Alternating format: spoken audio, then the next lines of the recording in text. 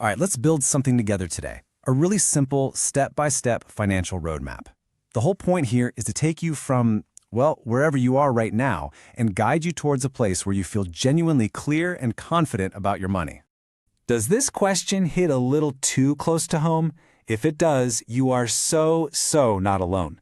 Honestly, the world of finance can feel ridiculously complicated, almost like it's designed to be confusing.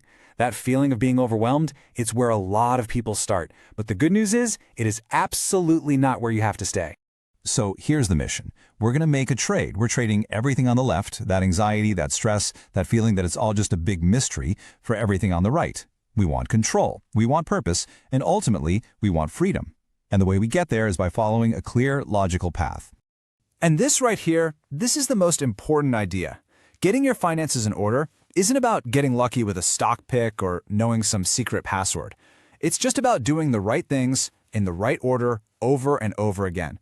It's a system, really, and it's a system that absolutely anyone can learn and follow. Okay, let's dive in. Step 1.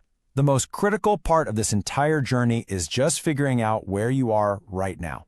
Think about it. You can't possibly draw a map to your destination if you don't even know your starting point, right? So this first step is all about one thing, replacing guesswork with facts. It's funny, a lot of financial anxiety doesn't actually come from not having enough money. It comes from not having a clue where it's going.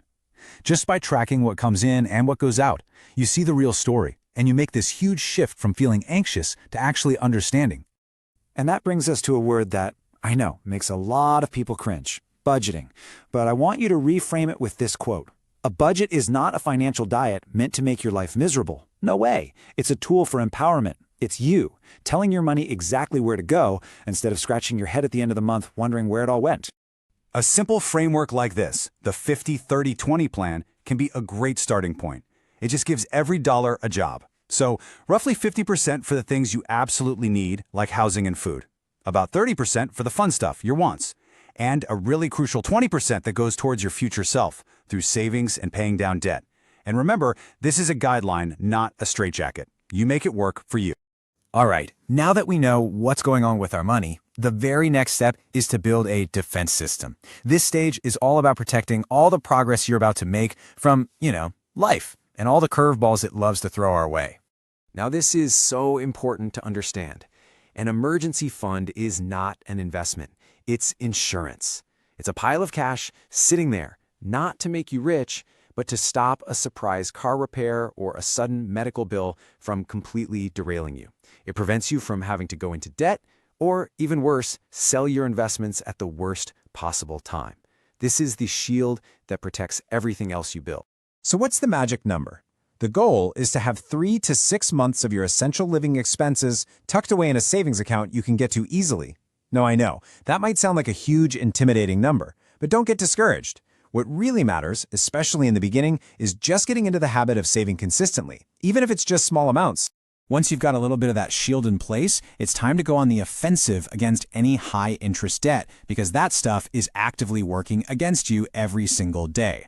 The process itself is surprisingly simple. It just needs structure.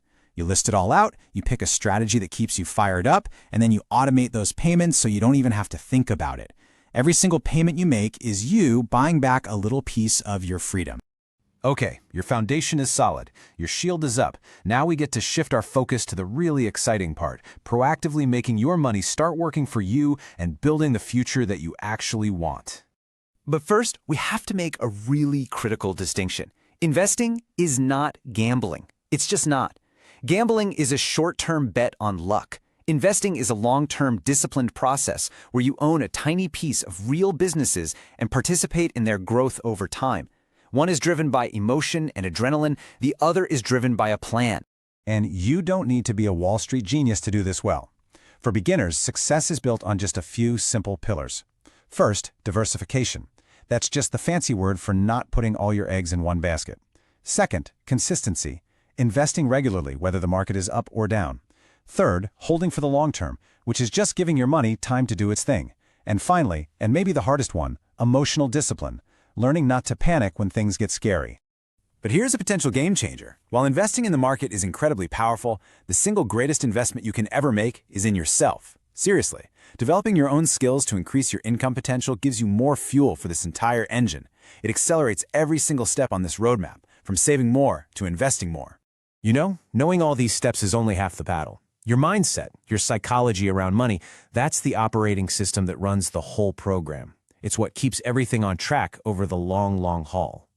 And this is such a vital truth to just burn into your brain. Your financial journey is not going to be a perfect, straight line moving up and to the right. There will be setbacks. The market will go down. Unexpected bills will pop up. But this whole thing isn't about being perfect. It's about being consistent through all of that imperfection.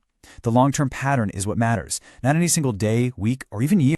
And this brings us right back to the beginning. Why are we even doing any of this? The goal isn't just to watch a number get bigger in a bank account.